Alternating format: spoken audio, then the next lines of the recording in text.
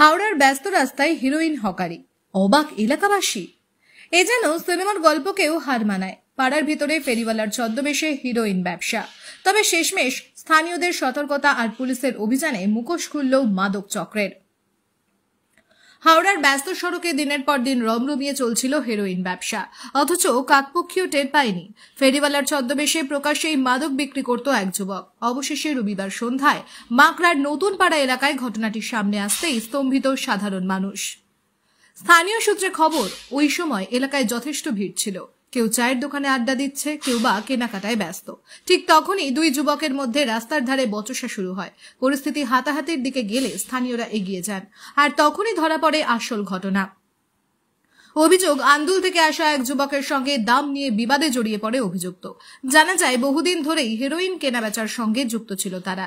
এদিন অতিরিক্ত দাম চাওয়াতেই দুই যুবকের মধ্যে বিবাদ বাধে। স্থানীয়দের তৎপরতায় আটক হয় অভিযুক্ত। খবর দেওয়া হয় পুলিশে। পুলিশ এসে প্রায় 200টি কাগজে মোড়া হেরোইনের প্যাকেট উদ্ধার করে। এলাকাবাসীর দাবি, দীর্ঘদিন ধরেই গোপনে এভাবে মাদক কেনাবেচা চলছিল। ফোনে অর্ডার দিয়ে সময় মতো ক্রেতারা হাজির হতো এখানে। অথচ প্রশাসনের চোখ এড়িয়েই এতদিন কার্যত প্রকাশ্যে চলত এই চোরা কারবার। ঘটনার পর ক্ষুব্ধ প্রতিক্রিয়া জানিয়েছেন স্থানীয়রা। তাদের বক্তব্য, এতদিন এলাকায় এ ধরনের মাদক পাচার বা বিক্রির ঘটনা ঘটেনি। এবার পুলিশকে কঠোর পদক্ষেপ নিতে হবে, যাতে ভবিষ্যতে এমন অপরাধমূলক কাজ আর না ঘটে।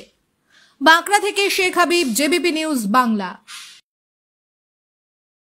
কাজ কেন করছো? এসব কাজ কেন করছো? আরে পুলিশ আসছে, সব বড় কর না। বল নালে এটা মোড়ে কি হাতে তোমার লেগে যাচ্ছে।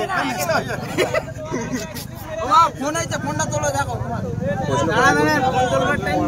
আর কি আছে পকেটে? করতে নিয়ে যেতে বলা থেকে। হ্যাঁ? হাওড়া কার কাছে? হাওড়া বাইপাস থেকে। তো এখানে কি করছলি?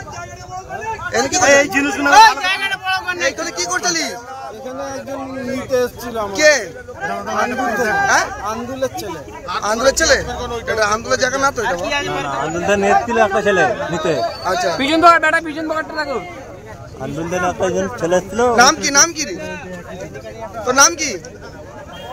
নাম কি বললাম শালা, নাম ভুলে আছিস? তোর নাম কি? ফোন করতে ভাই, ফোন কোথা বাড়ি? এই জলা।